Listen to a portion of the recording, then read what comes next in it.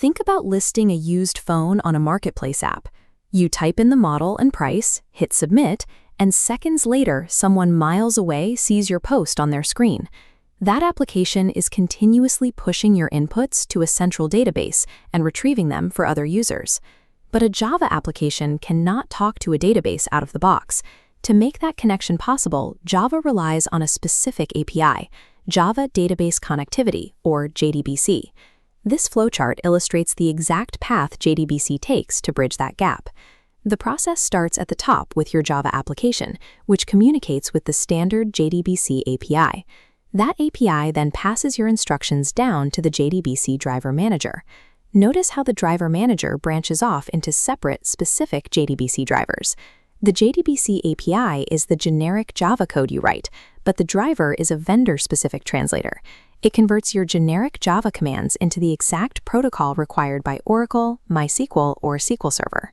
Without explicitly loading the correct database-specific driver, your Java application is completely isolated. It has no translator, and therefore no way to route your data to the outside world. This animated sequence shows the strict 6-step roadmap required to execute a database query. You load the driver, create a connection, create a statement, execute the query, process your results, and close the connection. Step 2 requires a highly specific database connection URL string to map the exact route to your data. The string is broken into 3 parts. The first segment, JDBC, identifies the main protocol. The second segment, like MySQL, specifies the sub-protocol, telling Java exactly which database vendor it is talking to. The final segment locates the actual data host.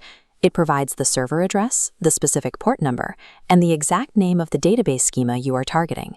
Absolute precision in this 3-part string is mandatory. A single missing colon or a mistyped port number will completely block your application from reaching the database.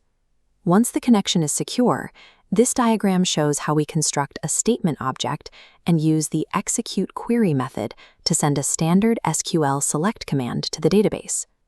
The database returns your requested records, and they are caught by an object called a result set. By default, the result set cursor does not start on your data. It hovers in the empty space directly above the first row. To read the data, we write a while rs.next loop. This command advances the cursor exactly 1 row down, highlighting the active data and verifying that a record actually exists. With the cursor now resting on this first row, how do you extract the specific value stored in the name column? You call a getter method that matches your data type. Writing rs.stringName pulls the exact text value out of that highlighted row and into your Java code. The result set is designed with this manual cursor to protect your system memory. Instead of dumping a massive data table into your RAM all at once, you safely extract values sequentially, 1 row at a time. This complete code block shows the unbroken lifecycle of a JDBC operation.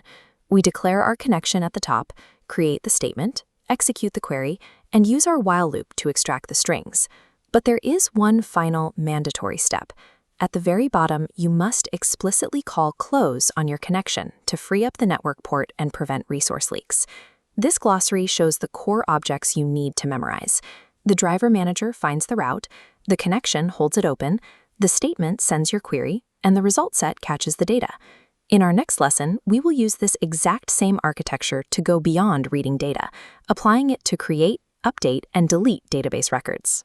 By mastering these 6 strict steps, you ensure your Java applications are no longer isolated, giving them the ability to persistently store and interact with real-world data.